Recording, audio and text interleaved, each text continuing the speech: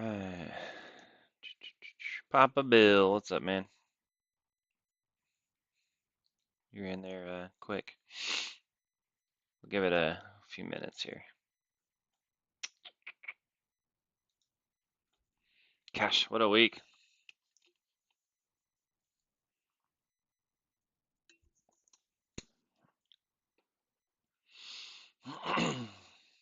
Morning, morning.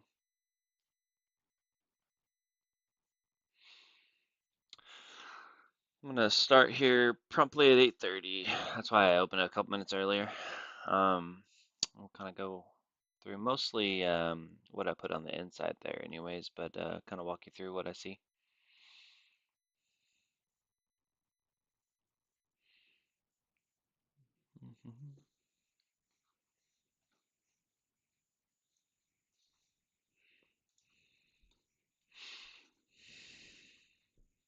Okay.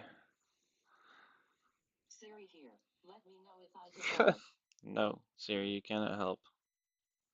That's weird. I don't even know what I pushed. Siri, always listening in on us. All right, so we're gonna go ahead and get started. What I want to start with here first, I have up on the screen, guys, check the economic calendar. I put this out in this chat this morning. This is going to be massive this week, guys. So if you look here, today there's really not a lot. There's some two star here for US, but other than that, a little euro, which is already kind of played out, right? Um, Tomorrow now we have a little bit more, right? You have the Canadian CPI, which, impacted a little bit here and there. But you got notice how you have a look, if you don't really know what these all mean or what it's looking for, um, just pay attention to how many little bullheads it has here. The more it has, the more impactful that meeting is going to be. You don't even need to understand what the meeting is. A lot of times when it comes out with the projection here, because you're going to have, if you look at the top, you have forecast, you have previous, and you have actual. If you don't understand what German PPI means, you can understand green is good, right? That's all you need to know if you're not familiar with this, right? So, you can see green is good, red is bad, right? But these are two stars, so that's why it's not impacting a lot. But yeah, I mean, typically just look for the color codes if you're not sure what it is, right?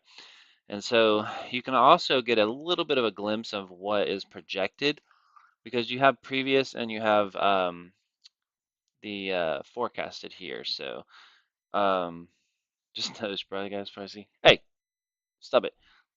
Dog's playing in the background. Um, a little side note, hopefully not distracting you. Um, yeah, so you can look at what the forecast is. So example, we'll just kind of flip down here. So you can see existing home sales. The previous was basically 4 million, right? And the projected is to go up, right? So that would be a good sign, right? We're going up on existing home sales, right? Like the market's moving, right?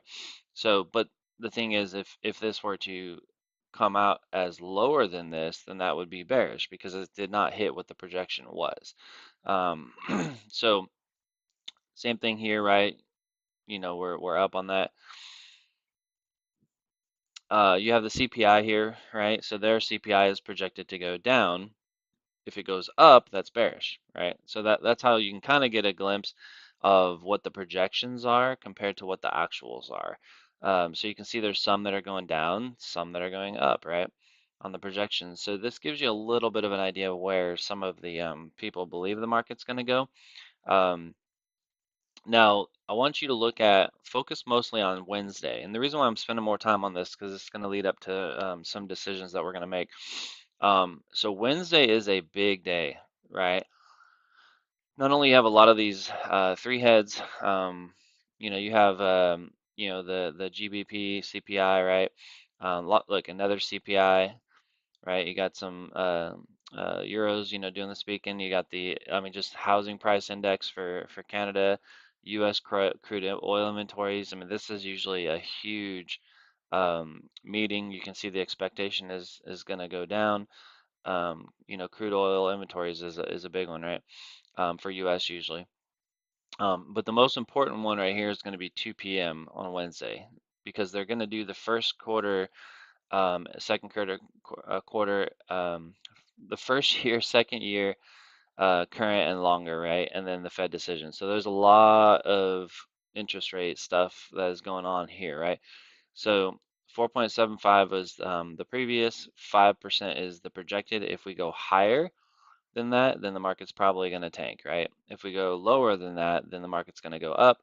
If we go equal, then we likely already priced it in. But Wednesday is going to be a really, really, really big day. And then if you follow that up, you got Thursday. Again, look at all these three heads, right? This is going to be the Euro side, not US side. That's going to impact that. But you also have initial jobless claims. That's another really big one that moves the markets. New home sales. All these ones move the markets really well. So Wednesday and Thursday is a really big day. Then you come into Friday. Again, look at all these three bullheads. I mean, just look at this news Friday. Just absolutely nuts, right? So we have a ton of news this week coming out. And you can see again, FOMC. Anytime FOMC is speaking, that's always a really big one, right? So the reason why I'm covering this right now more so is it's not a time to be greedy with the ATAs, guys. It's a time to prepare yourself. So people ask, why is Bitcoin up at 28.2 and altcoins are not moving? Well, the reason why is because of all of this. When things are not predictable, or things look like they could get bad, what do people do? They take their money out of the altcoins and they put it into stable coins, right? Or they put it into a stabler coin if they want to try to make some profit, i.e. Bitcoin, right? So that is why you're typically seeing all these alts hang around and all of them stay even potentially red, but Bitcoin's staying green because people are just accumulating Bitcoin because they want to get their money out of the banks, but because of what's going on there, but they want to put it somewhere. But I mean, taking all your money out and putting it in, LTC is not probably a smart move, right? It's not going to be a safe move. So I mean, those things, lose and gain 50% of their value weekly sometimes.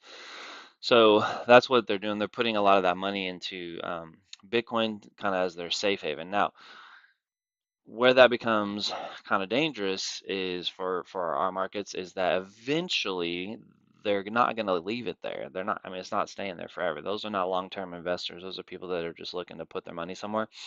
Um, and so what's going to end up happening eventually is these news events will come through.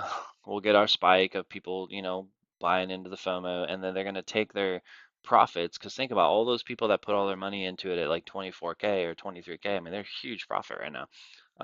So once all the news settles down and they feel like there's some, safety on the horizon, they're going to take all that money and they're going to pull it out.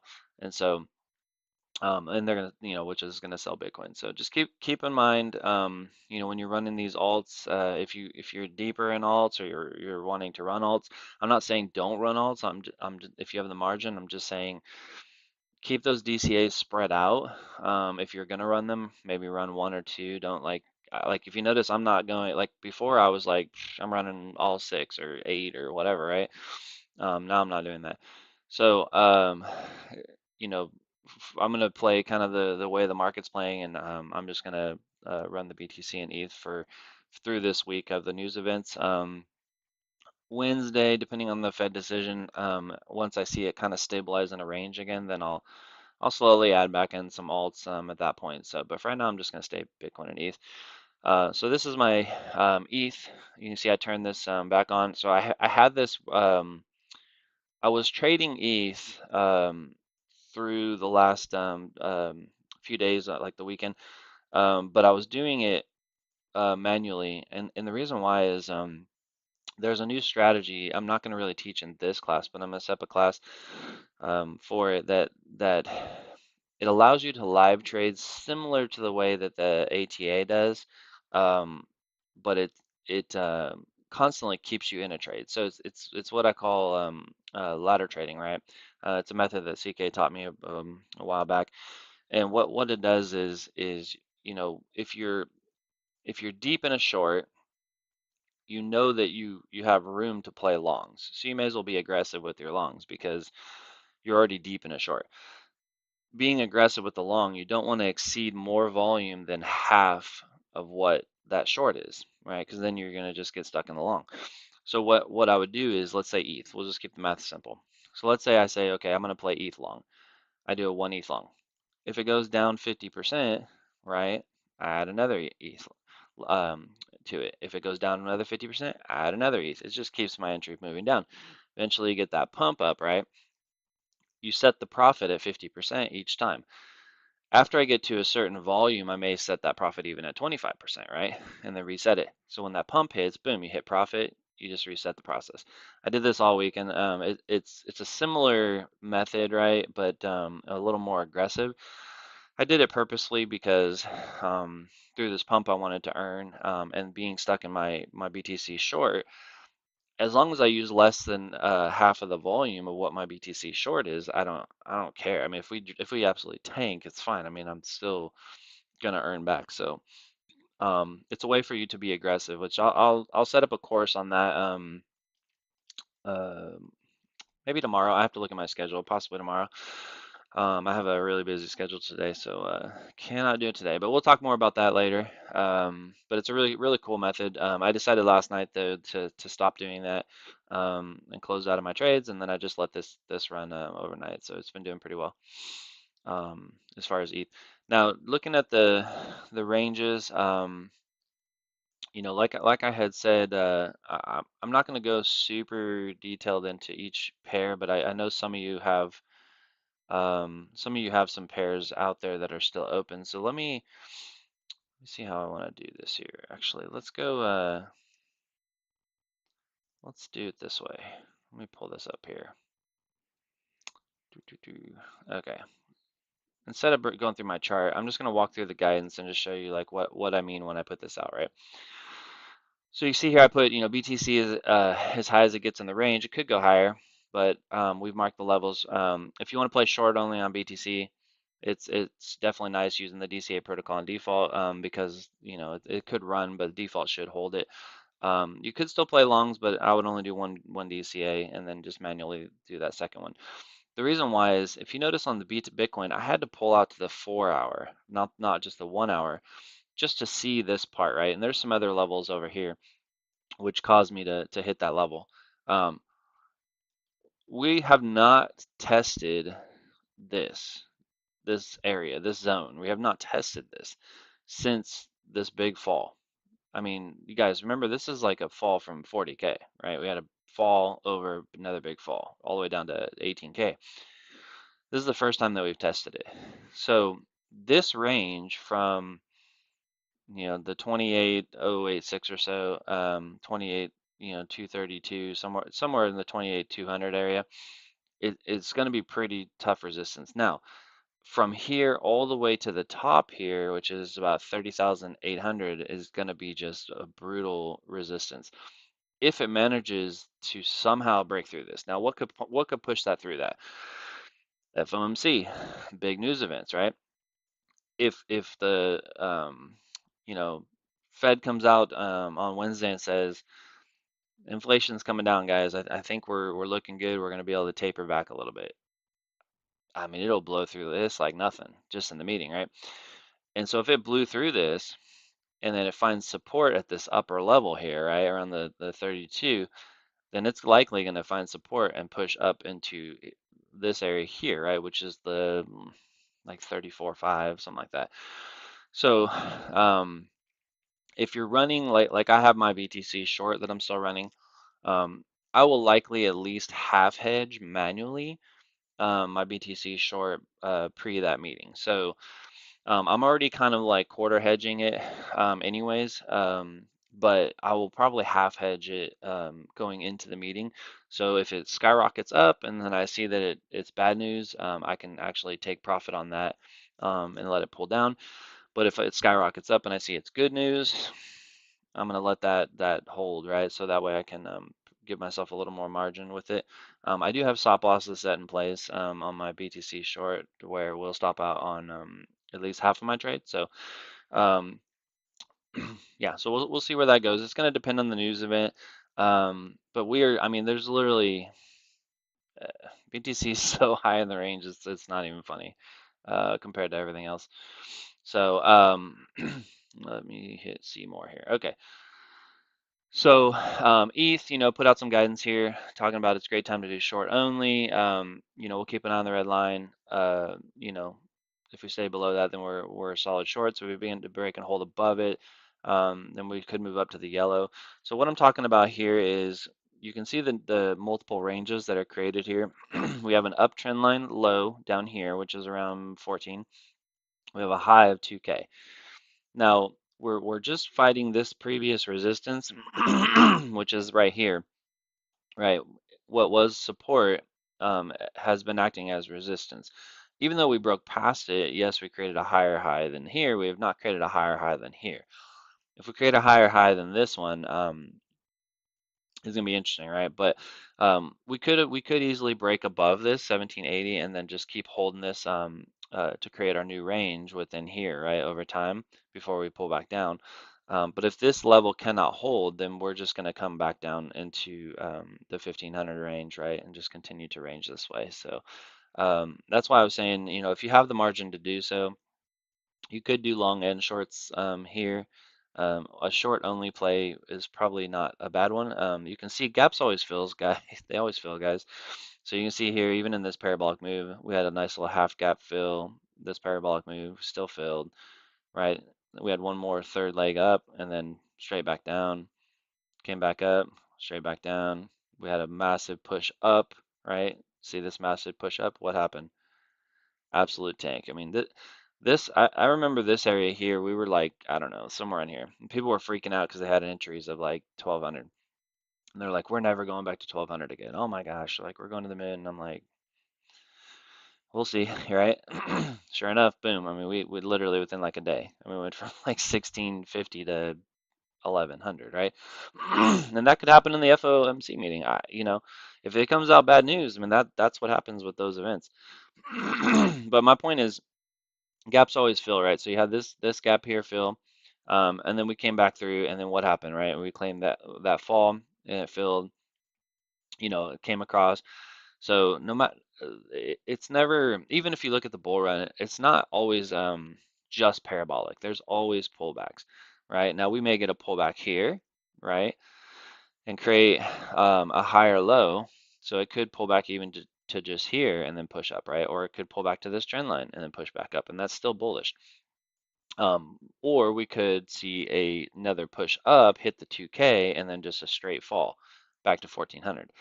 I mean, it's done it many, many times, right? So as long as you have that margin to play from the lower to the higher, it's not a terrible play to play both. I would not do more than 2 DCAs, and if I'm playing longs on ETH, I would not do that third DCA until you got down into this range here. So just understand it could be a long play if it gets stuck. XRP, honestly, XRP guys is nuts. It's literally the only one that's done nothing. I wish I left my XRP going because it's literally the perfect situation for AATA. I mean, it literally is just going top to bottom to bottom to top. I don't really. I mean, we're really just hanging out in this middle. So it's a great play for long, great play for short. Leave it on default, let it roll, right? If you want to do it, this is probably the safer one. Because it's not moving very fast, there could be a parabolic move coming up. So if you wanted to be careful of like news, because XRP, remember, is news. That's why I think it's so stable, because people are wondering what's going to happen on this lawsuit, right? It could be a year before something comes out. It could be a month, right? If you're worried about a parabolic move, set like a 5% stop loss or something, right? And if it hits the stop loss, check the little box that says, if it hits stop loss, don't take any more trades. So, but XRP has been doing really, really well. LTC, LTC is in the middle of the range. Again, it had a nice move up, and then it had an absolute tank, took a beating in the fall, and it's just kind of hanging out in the middle. So you could play LTC both ways. I'd say using default, but honestly, if you did LTC both ways on the second DCA, I would probably do like 5% just because it does have a lot of room. It can move from $81 to 102 is pretty good movement, right? Or all the way down to 60. So you want to, the goal is to keep that DCA. If how I determine what I want to do on my percentages with DCAs is going to be how wide that range is. So with this big old range here, you have to ask yourself, okay, if I was in a long and I took a long right here and it fell to here, would it be able to bring my entry down low enough to catch that bounce? It only can do that if you spread that DCA out, because if you have a DCA 1 at 1%, let's say, and a DCA 2 at 3%, think of that range. It's only going to move that price down within, probably that 1 to 3%, right? So if it continues to fall with no bounce, now you have a lot of volume into it, so you're going to have to add a heavier DCA to really move that down, right? But if you move that second one to 5%, that brings it a little further down at least, right? And then that third one you can put it like 10 or something, right? Like if you decide, um, and that's how you would be able to move that entry down, because your entry when you DCA is what is adding volume to that existing trade. Adding that volume to the existing trade is what's going to move that entry down. The goal of the ATA is to always keep your entries tight. So if you're in a long short right here, right, your entries are the same. Now if it pumps, now your entry is getting farther away, right, on the short, but your long entry is going to be like up here. And then if it falls and your long gets stuck and your entry long and your shorts ride it, and now your short entry is down here, they're spreading out. You don't want that, right? We need to figure out how to close that gap. But we don't want to be super aggressive with it, because if you're overly aggressive, right, then you could get caught, right?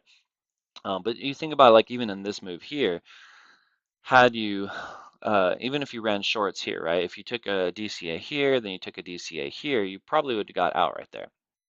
If so, let's say you took your short again here.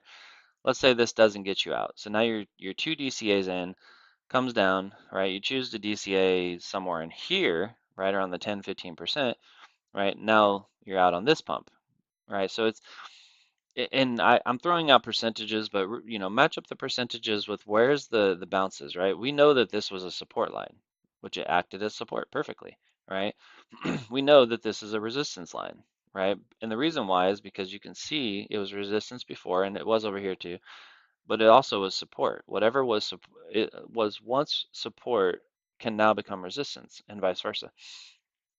So like I said, when you look at these ranges, think to yourself, okay, how far away am I in this range, and how can I kind of close the gap, right? So that way I can actually keep my entries tight, because otherwise, if it gets spread out, right, that's what makes you get stuck in these trades for a while.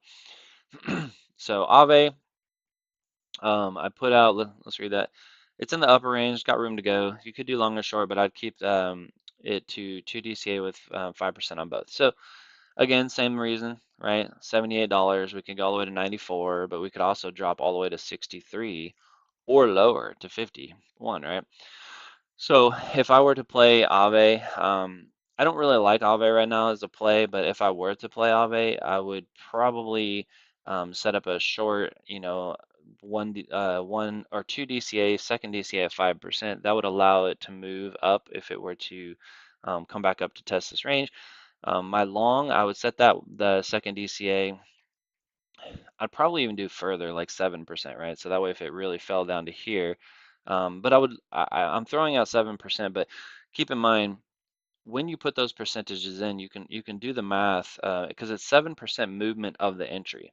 So if you take this number, 78.63 times 7%, whatever value that gives, that's the movement that it's going to be. So you want that second one to just be just above this yellow line right here, right? So that way, if it were to come down and if it were to fall, it would DCA 1 if it didn't get the bounce it needed and it came down. DCA 2 would get this bounce here. And so when the market pulls back, your entry is also going to pull back into somewhere in this range, right? So on the bounce, it would get out.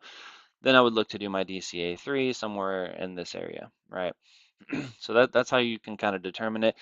Um, I know when you put in your trade, you can only see where the first DCA line is. That's why we set up that percent to make it a lot easier for you guys to be just easy to do the math. So it's just, and it doesn't matter what pair you're doing. You just do the entry times whatever percent, and that's going to be your movement. So that you're telling it to do. Right. So if I were to, let's say, do 10% of 78, right, it'd be like $7.80. So I would take $78 minus $77.80, and that's where my entry would be for that DCA. So that's how you can kind of plant those percentages, doing some TA, right? Base, and that's why, I wish that we had this technology back when I was learning, because you don't need to overcomplicate things when it comes to choosing direction on the ATA, when it comes to choosing the DCA on the ATA. All you need to simply do is understand where our resistance is and where our support is. And you can find that just by where's the explosive moves up, right? See how we had an explosive move up here, came up, found support, explosive move up, found support, right? We had another big move up. So, and then you had big wicks rejecting, right? Proven support, because when it came back, it bounced up, right? Could not break it. 4 attempts before it actually broke it. And when it broke it, it retested as resistance, causing a fall. That's how we determine these lines, right? You had 1, 2 bounces, which caused a pump up, found support, caused another pump up, finding support, caused a pump up. So these lines are very, very valid, right? And you want to catch where those pumps are, because those pumps are what's going to get you out of your trade, depending which direction that you're going, right? Um, so I wanted to take this session again. We have 5 minutes left, so we'll keep going. But to really go through how to read and understand what I put out, and kind of how to make your decision. Sol, I'm not a big fan of right now. It's high in the range, so short only is probably your best play. I would do short only with a stop loss 5%, in case it does happen to break this range, because if it breaks this range, it's going to probably go parabolic. So I would definitely do that. I don't like longs because I'm too high in the range, and we could fall all the way down to $15. So I'm staying away from Sol for now. And then Matic. So Matic is one that I'll tell you, if you look at the back testing on Matic, it kills it right now, because the movements are so fast, right? So the wins are just so big. But the thing is, Matic also has a long way that it can move. Um, because we can go as high as up here, right?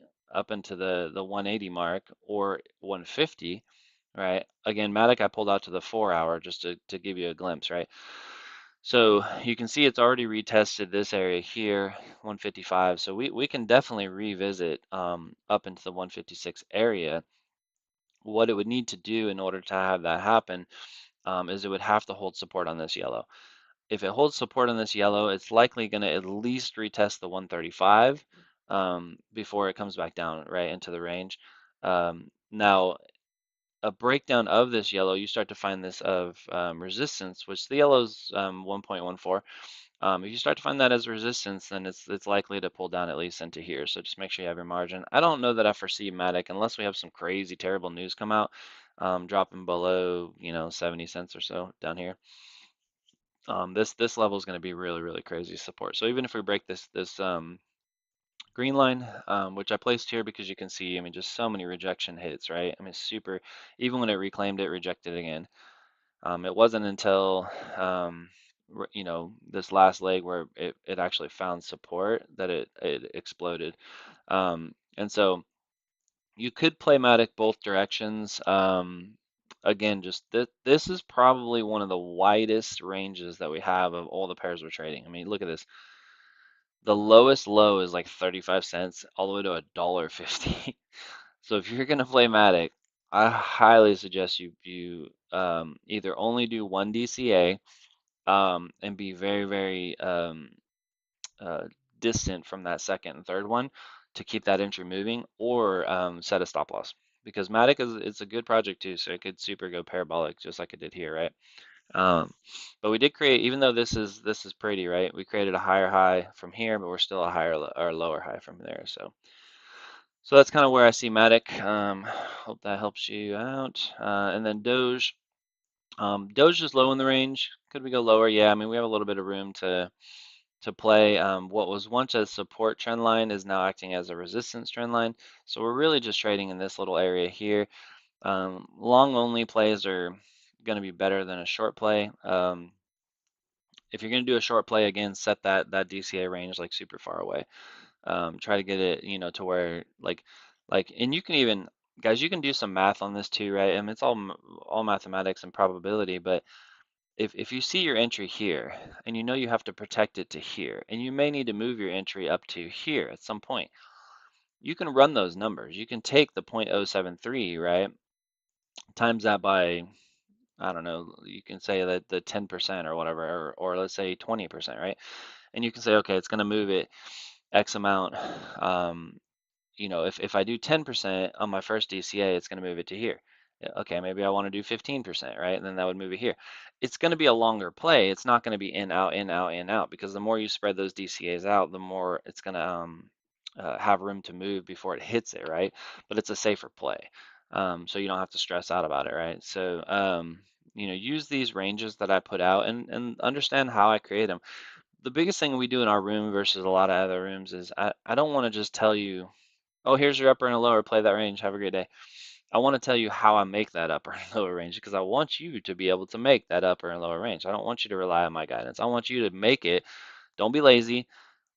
Get up in the morning or at night, do your own lines, right? Draw your own range. And then when you see mine come out, you go, man, mine are the same as his. Like I'm getting this. I'm starting to get it. But if you draw lines and you're like, mine look nothing like his, you may want to keep studying it, right? Keep reviewing the videos. One of the biggest videos, we're at 9 o'clock, but I want to show you is if you go into the training courses, I think it's under, let me see, private. Yeah, so under private courses, watch this video, guys, and this one. So your support and resistance, this video right here will tell you everything, right, that you need to know. So you can see CK's got it right, and he talks about how to identify that support and resistance. I may redo this one, but you can watch it as it is for now, just because I want to go super deep into it more like a ATA style versus a live trading style, and then I'll put that into the ATA courses. I'll make a note on that to do that for later today, so that way I can get that up. But so if you want to wait till tonight or tomorrow, then you can do so. Um, but that way I'll kind of tailor it more around the ATA versus the just the live trading sessions of it. So, but I hope that helps you guys out, man. If you're already in altcoins, if you're deep in volume, where your available balance is getting low, you may want to, go into protection mode, right? And throw up a manual half hedge. How do you throw up a manual half hedge? Just go into your Bitget and add it manually. So if I'm 1 Bitcoin in on a short, you just go to your Bitget, make sure you pause your ATA, so you're not taking longs anymore because it'll just keep adding volume. You just take your Bitget, you add zero point 0.5 long. Now you're long and you're short. Um, what I typically do, I did on my Bitcoin anyways, is I will have a hedge up to a take profit that is at my same stop loss.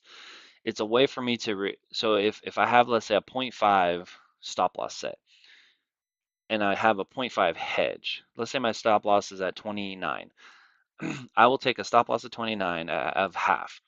Then I'll take my zero point 0.5 hedge and I'll take profit at that same stop loss. That way I'm earning back a little bit of what that loss is, right? It just mitigates some of the pain, right? But the worst thing you can do when you're playing those kind of hedges is to constantly take profit, or to be like, oh, I'm up $100, let me take my profit, right? Because the objective of a hedge on a trade gone bad is not to continue to earn per se, it's to protect your account. Take that hedge. I mean, honestly, because I only have one pair that I'm fighting. If I don't like it, come the meeting, I will lock that sucker. I will throw, same volume, the opposite direction. I'll lock it. I won't touch it, and then I'll just go to ETH and I'll just play this We'll say those. We're recording. But you know what I mean. I will play the heck out of ETH, and I will earn, let's say, 500 bucks, and then I'll go over to my long and my short, and I'll reduce $500 worth of volume. Then I'll earn another 500, and I'll reduce $500 worth of volume, and I'll work my way out of that trade that way. But I'll lock it to protect my account because you don't. That is the power of using Bitget. If you're watching this video and you're not using Bitget, is KuCoin, Kraken, all these other exchanges, they don't allow you to do that. They don't allow you to trade both ways, right? So you can't just lock a pair. But if you got some news events coming and you don't know where it's going to go and you got a low margin, you may want to lock it. At least lock it with half, right? You can always, if it goes in your direction, you get out of the trade. Now you can always throw a DCA into it, right? And bring that entry down. But at least it's going to extend your margin. Just don't take profit on it too soon. Let it play out. Let it roll, right? So hope that helps you guys out. I'll be around today. I have meetings throughout the day, but I'll try to throw out what I see as the market shifts. For now, I see the market makers are going to play games today, so be careful. Don't FOMO. Just use the ATA, take the emotion out. Their sole goal today is going to be, and even really tomorrow probably is going to be to try to trap as many people as they can. So my you know my thinking is they already have, if they have enough longs, then we're probably going to fall. If they don't have enough long contracts that they're not happy with, they're going to pump it one more time to bait some contracts, and then they're going to drop it really really fast, right, before they can get out. And then what they'll do then is they'll drop it pretty far. They're going to bait a bunch of short contracts in, and then they're going to get one bounce, and then they'll just do this until the meeting. That way they have equal liquidity built up, so no matter where that FOMC moves that market, the market makers did their job. So and that's the key why our ATAs are so powerful. If you play it right, is it will keep those ranges tight. So no matter in those quick movements, right, it'll get you out both ways. So hope that helps. I'll be around if you guys need me. Appreciate it. Thanks.